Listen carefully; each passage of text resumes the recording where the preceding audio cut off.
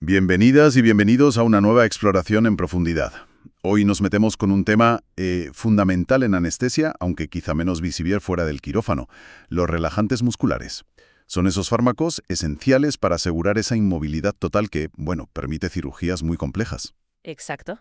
Tenemos aquí fuentes variadas, material técnico, también explicaciones médicas más divulgativas. Y vamos a usarlas para entender bien qué son, cómo actúan, por qué a veces se usa uno y otras veces otro, y sobre todo, cómo se controla ese efecto tan potente que tienen. La idea es, pues, desgranar la ciencia detrás de esa parálisis controlada e irreversible en el quirófano. Justo. Vamos a ver su clasificación, porque los hay muy rápidos, otros más lentos, y pondremos sobre la mesa tanto los beneficios, que son indudables, como los riesgos, que también son importantes. Al final, es un equilibrio muy delicado, fundamental para la seguridad del paciente. Perfecto. Pues vamos a ello. Primero, para situarnos, ¿dónde encajan exactamente estos fármacos en el gran esquema de la anestesia? Se suele hablar de la tríada anestésica, ¿verdad? Sí, exacto. La anestesia general clásica busca tres cosas: hipnosis, o sea que el paciente esté dormido; analgesia, que no sienta dolor; y relajación muscular. Los relajantes neuromusculares pues se encargan de esta tercera pata y tienen una doble función principal. Ajá. Por un lado, facilitar la intubación endotraqueal, em, relajar los músculos de la garganta y la laringe para poder meter el tubo de respiración sin problemas. Y por otro, y muy importante, darle al cirujano un campo quirúrgico totalmente inmóvil, que no haya tensión muscular ni reflejos, aunque el paciente esté profundamente dormido. Vale, queda claro. No duermen, no quitan el dolor. Su misión específica es paralizar el músculo esquelético. Una acción muy concreta, ¿sí? Las fuentes que manejamos los dividen en dos familias principales, con nombres un poco intimidantes quizá: despolarizantes y no despolarizantes. ¿Podemos simplificar esto un poco? Claro que sí. A ver, imaginemos el punto de conexión entre el nervio y el músculo, la unión neuromuscular. Ahí, una molécula, la acetilcolina, la ACH, funciona como una llave. Cuando encaja en su cerradura, que es el receptor en el músculo, pues ¡clac!, el músculo se contrae. Vale. Bien, el único despolarizante que usamos hoy día, la succinilcolina, es como una llave maestra muy parecida a la acetilcolina. Entra en la cerradura, la abre, eso es la despolarización, que causa una pequeña contracción inicial, esas fasciculaciones que a veces se ven como temblores, pero justo después se queda atascada. Mantiene la cerradura abierta, bloqueada, e impide que el músculo pueda volver a responder. Y eso causa la parálisis. Entendido, como una llave que rompe la cerradura al abrirla. Algo así. En cambio, los no despolarizantes, los NDPM, que son casi todos los demás que usamos, estos son como llaves falsas. Encajan en la cerradura, en el receptor, sí, pero no la abren, simplemente ocupan el sitio. Ah, Al ocupar el sitio, impiden que la llave verdadera, la acetilcolina, pueda entrar y actuar. Bloquean la señal, pero sin causar esa contracción inicial. Pues fundamentalmente por dos cosas: seguridad y control. Su efecto suele ser más predecible. Podemos elegir fármacos de distinta duración según necesitemos. Y lo más importante, su efecto se puede revertir. Tenemos antídotos específicos para ellos. Con la succinilcolina no pasa igual. No hay un antídoto directo. Su efecto acaba cuando el cuerpo la elimina. Y además nos evitamos los problemillas de esa despolarización inicial. hablemos entonces de ese único despolarizante, la succinilcolina, o SCH como la abrevian. Las fuentes destacan sobre todo su rapidez. Sí, es su característica estrella, sin duda. Un inicio de acción ultra rápido, estamos hablando de unos 30 segundos después de ponerla por vena, y una duración muy, muy corta, normalmente entre 8 y 10 minutos. Es casi un visto y no visto. ¿Y por qué tan rápido? Pues porque se metaboliza rapidísimo en la propia sangre. Hay una enzima, la butirilcolinesterasa, que la degrada a toda velocidad. De hecho, se calcula que solo un 10% de la dosis que ponemos llega realmente a la unión neuromuscular a hacer su efecto. El resto se destruye antes. Vaya. ¿Y para qué se necesita algo tan fugaz? ¿Cuándo se usa? Su indicación principal es la intubación de secuencia rápida, la ISR. Esto se hace cuando necesitamos asegurar la vía aérea urgentemente, por ejemplo, en pacientes con el estómago lleno, que tienen riesgo de vomitar y aspirar. Ahí su rapidez es oro. Entiendo. En emergencias. Eso es. Y también es útil si prevemos que intubar va a ser difícil. Si fallamos el primer intento, como dura tan poco, el paciente recupera pronto la capacidad de respirar solo. Y eso nos da tiempo para probar otra cosa o incluso para despertarlo si hace falta. Es como un plan B incorporado. Tiene lógica para situaciones críticas. Pero, como decías, las fuentes también alertan de complicaciones serias. Si es tan útil, ¿por qué tanta precaución? ¿Cuáles son esos riesgos? Claro, es que la succinilcolina tiene su cara B. Hay varios riesgos importantes que hay que conocer sí o sí. El primero, la hiperpotasemia. Recuerda que al principio despolariza el músculo. Esa despolarización libera potasio de dentro de las células musculares a la sangre. Ajá. En una persona sana, esa liberación es pequeña y no pasa nada. Pero en pacientes con quemaduras graves, politraumatismos, lesiones de médula o algunas enfermedades neuromusculares, esa subida de potasio puede ser muy peligrosa. Puede causar arritmias graves, incluso una parada cardíaca. Uf, delicado. Muy delicado. Segundo riesgo, la hipertermia maligna, la HTM. Es una reacción genética, por suerte rara, pero potencialmente mortal. La succinilcolina y también los anestésicos que se inhalan, los halogenados, pueden desencadenarla en personas susceptibles. Provoca una crisis metabólica tremenda. Los músculos se ponen rígidos como piedras, la temperatura sube por las nubes. Un fallo multiorgánico. Hay un antídoto, el dantroleno, pero las fuentes indican que a veces no es fácil tenerlo disponible en todos los hospitales y además es caro. Otro punto crítico. Y hay más. El bloqueo fase 2. Si usamos dosis repetidas de succinilcolina o la ponemos en infusión continua, que no es lo habitual, el tipo de bloqueo puede cambiar. Se vuelve parecido al de los no despolarizantes, pero dura muchísimo más, horas incluso, y es difícil de manejar. Y luego, otros efectos. Puede causar dolor muscular después de la operación, las mialgias, seguramente por esas contracciones iniciales.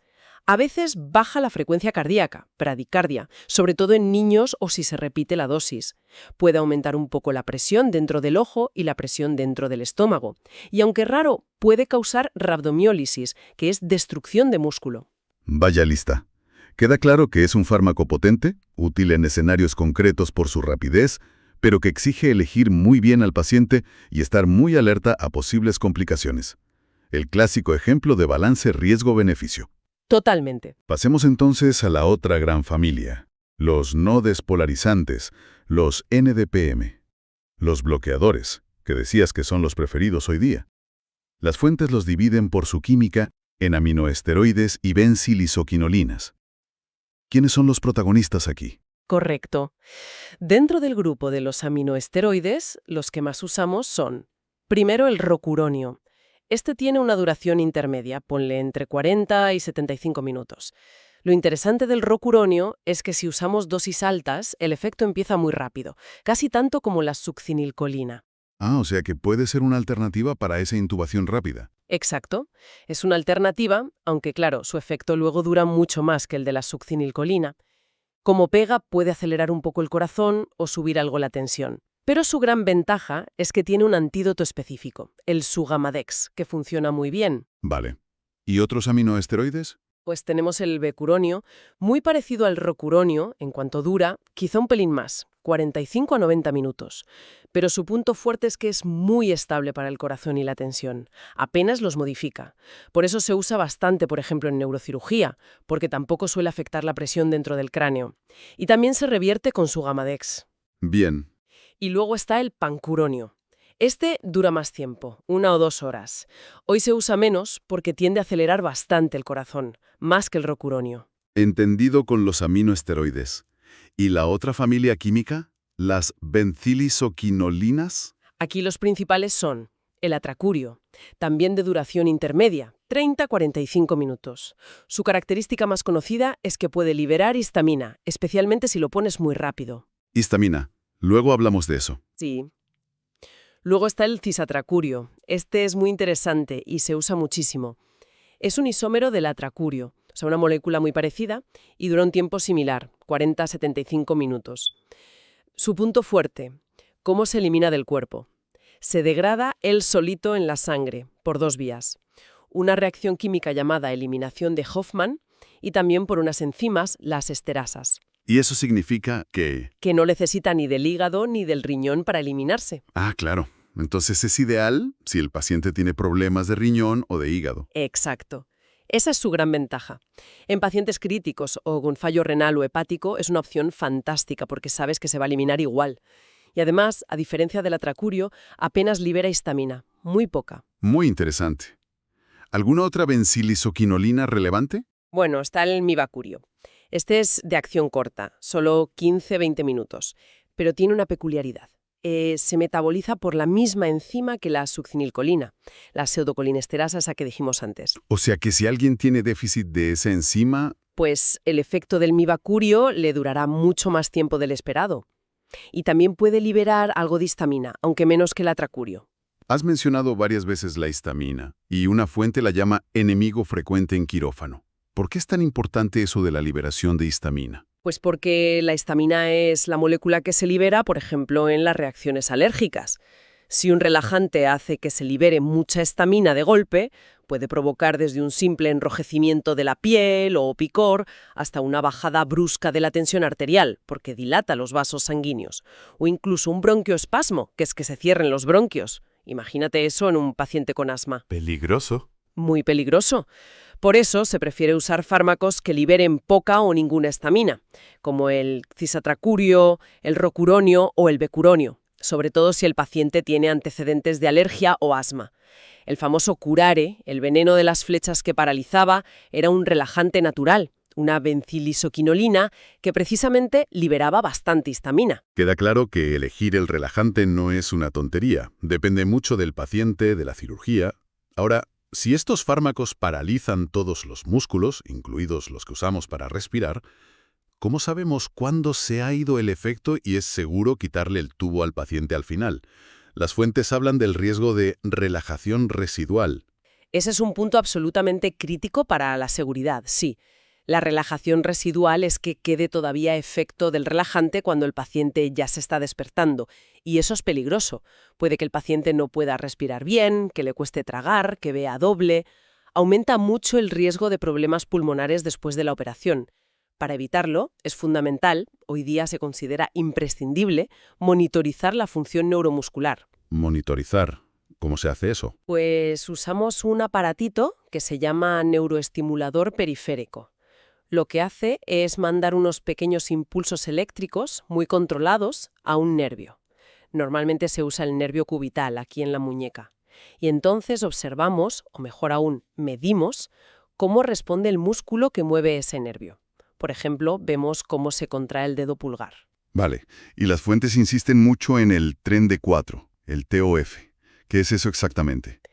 El TOF, sí, Train of Four en inglés, es el modo de estimular que más se usa. Consiste en dar 4 impulsos eléctricos seguidos, a una frecuencia de 2 hercios, o sea, 2 por segundo. 4 pequeños estímulos. Pin, pin, pin, pin. Y lo que miramos es la respuesta del músculo a esos 4 estímulos. Lo primero es contar cuántas respuestas vemos. Si no hay ninguna contracción, el TOF es 0 de 4. Y eso significa que el bloqueo es muy profundo.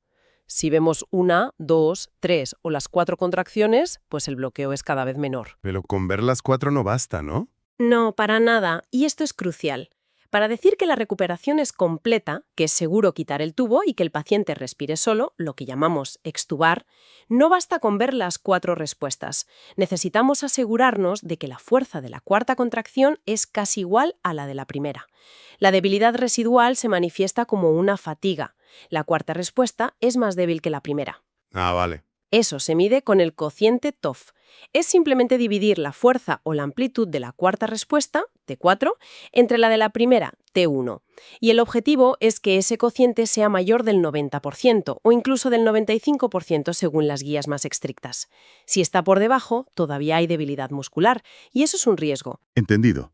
La monitorización objetiva es clave para despertar al paciente con seguridad. Y aquí las fuentes mencionan algo que da escalofríos: La posibilidad de que un paciente esté paralizado por el relajante, pero consciente, despierto, porque la anestesia general no sea suficiente. ¡Qué horror! Hay que garantizar siempre una buena profundidad anestésica, claro. Por supuesto, eso es fundamental. Una pesadilla que hay que evitar a toda costa. Vale, llegamos al final de la cirugía. El paciente está monitorizado, el TOC empieza a recuperarse. ¿Cómo podemos acelerar la desaparición del efecto de los relajantes no despolarizantes para que el paciente se recupere antes? Pues tenemos dos estrategias principales para revertir el bloqueo de los NDPM. La estrategia clásica, la de toda la vida, es usar inhibidores de la acetilcolinesterasa, los IHs. El más conocido es la neostigmina. ¿Cómo funcionan? Pues lo que hacen es inhibir la enzima que normalmente destruye la acetilcolina en la unión neuromuscular. Si inhibes esa enzima, se acumula más acetilcolina. Y esa acetilcolina extra compite con el relajante que está bloqueando los receptores.